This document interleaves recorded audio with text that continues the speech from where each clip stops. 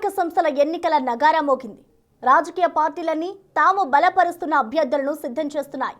మరోపక్క బీఆర్ఎస్లో మాత్రం ఇంతవరకు సరైన కమిటీలను ఏర్పాటు చేయకపోవడంతో గ్రామ స్థాయిలో ఉండే గులాబీ దళమంతా అయోమయంలో పడింది. ప్రతిపక్షంలో ఉన్న బీఆర్ఎస్ ఇప్పటికే జూబ్లీహిల్స్ ఉప ఎన్నికల్లో ఓటమి చవిచూడగా ఈ లోకల్ వార్లో ఎలా ముందుకు వెళ్తుందో అని అందరిలో ఓ ప్రశ్న రేకెత్తుతోంది.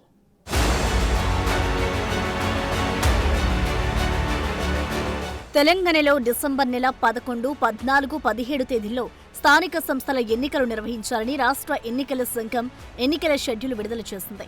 నవంబర్ 26 లేదా 27 తేదీల్లో పంచాయతీ ఎన్నికల శంఖారావం మోగనుంది. మొత్తం 3 దశల్లో గ్రామ పంచాయతీ ఎన్నికలు నిర్వహించేందుకు రాష్ట్ర ఎన్నికల సంఘం కసరత్తు చేస్తోంది. అయితే అన్ని పార్టీలకు ఆయా గ్రామ స్థాయిలో బలమైన క్యాడర్ ఉండగా బీఆర్ఎస్ కు మాత్రం గ్రామ స్థాయిలో పూర్తి స్థాయి క్యాడర్ లేకపోవడంతో కొంత ప్రతికూలంగా మారే అవకాశాలు కనిపిస్తున్నాయి. కవిత అంశం స్థానిక సంస్థల ఎన్నికల్లో కూడా బీఆర్ఎస్ కు మైనస్ గా మారే అవకాశం లేకపోలేదంటున్నారు.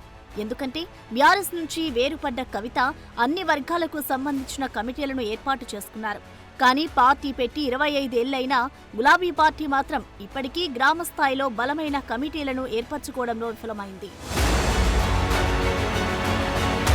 స్థానిక సంస్థల ఎన్నికల్లో గ్రామ, మండల స్థాయి నాయకులే ప్రధాన పాత్ర పోషిస్తారు.